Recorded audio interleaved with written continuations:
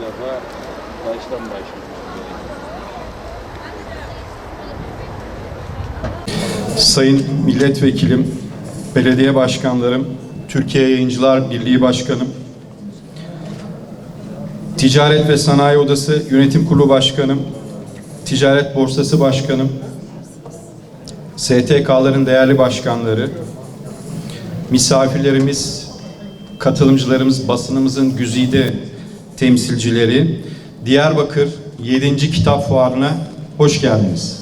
Sizleri saygı ve sevgiyle selamlıyorum. Yazının kadim coğrafyasında bu fuarın 7.'sini açmaktan gurur duyuyoruz. Dop dolu etkinliklerle, zengin etkinliklerle Diyarbakır halkını ve bölge halkını buluşturmaktan çok çok mutluyuz. Bu sene ilk kez 2 hafta sonunu birleştiriyoruz. Fuarımız 9 gün olarak gerçekleştirilecektir. Bundan da mutluluk duyuyoruz. Geçtiğimiz yılların yoğunluğu ve ziyaretçinin ilgisi bizi bugüne bu kararı almaya getirdi. Yazarlarımızla, edebiyatçılarımızla kültür ve edebiyat dünyasını çocuklarımıza, gençlerimize 7'den 77'ye tüm halka bu dünyamızı genişletmek için çok büyük bir çaba harcıyoruz. Diyarbakır 5000 yıllık bizim bilebildiğimiz yazılı kültürün kil tabletlerle başlayan, Sümerlerle başlayan yazılı kültürün ilk izlerini taşıyan ve bugün de gerek bölgenin gerek Türkiye'nin önemli bir kültür başkenti. Bu ünvanı hak edecek dileğimiz tabii ki başarıyı da göstermesi. Burada 200.000 ziyaretçi sayısını inşallah biz kolaylıkla göstereceğimiz bir rakam ama önümüzdeki yıllar hedefimiz tabii İstanbul'a yakın bir ziyaretçi sayısına ulaşacak. Diyarbakır'ımız tabii ki fuarcılık anlamında arzu edilen seviyede değiliz. Biz bunun idrakindeyiz.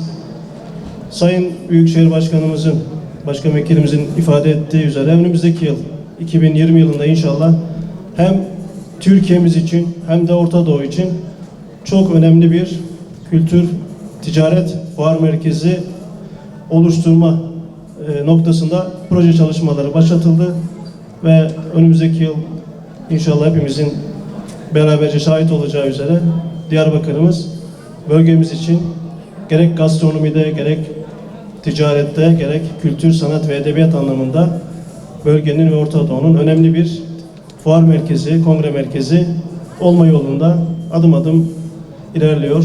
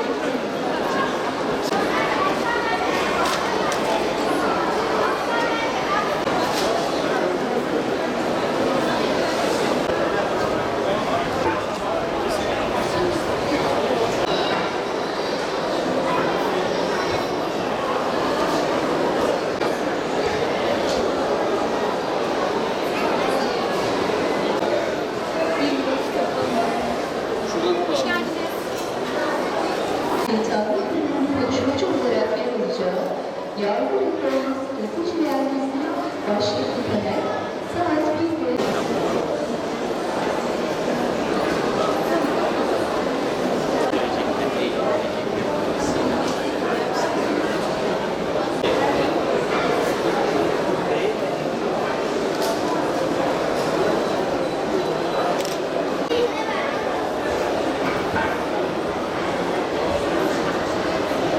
diyorsa 3 0 9 yaş. Özel derken